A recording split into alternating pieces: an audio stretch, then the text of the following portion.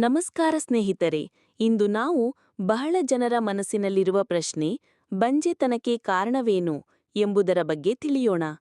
ಈಗ ಸಾಮಾನ್ಯವಾಗಿ ಒಂದು ದಂಪತಿಗೆ 1 ವರ್ಷದೊಳಗೆ ಗರ್ಭಧಾರಣೆ ಆಗದಿದ್ದರೆ ಅದನ್ನು ಬಂಜೆತನ ಎಂದು ಕರೆಯುತ್ತಾರೆ. ಮಹಿಳೆಯರಲ್ಲಿ ಪ್ರಮುಖ ಕಾರಣಗಳು: ಡಿಂಬಕೋಶದಲ್ಲಿ ಸಮಸ್ಯೆ, ಗರ್ಭಾಶಯ ಅಥವಾ ಫಲ್ಲೋಪಿಯನ್ ಟ್ಯೂಬ್ ಅಡಚಣೆ, ಹಾರ್ಮೋನ್ ಅಸಮತೋಲನ, ಪಿಸಿಒಎಸ್ ಪಾಲಿಸಿಸ್ಟಿಕ್ ಓವರಿ ಸಿಂಡ್ರೋಮ್, ವಯಸ್ಸು ಹೆಚ್ಚಾದಾಗ ಗರ್ಭಧಾರಣೆ ಆಗುವ ಸಾಧ್ಯತೆ ಕಡಿಮೆ ಆಗುವುದು.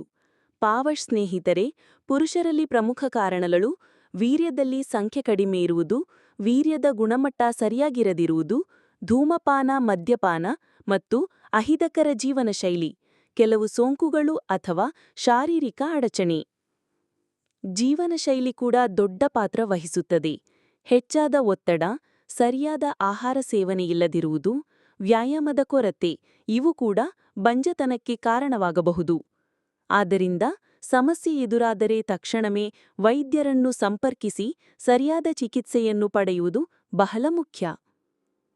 ಇಂತಹ ಆರೋಗ್ಯ ಮಾಹಿತಿ ಬೇಕಾದ್ರೆ ನಮ್ಮ ಚಾನಲ್ ಅನ್ನು ಸಬ್ಸ್ಕ್ರೈಬ್ ಮಾಡಿ, ಹಾಗೆ ಸಪೋರ್ಟ್ ಮಾಡಿ.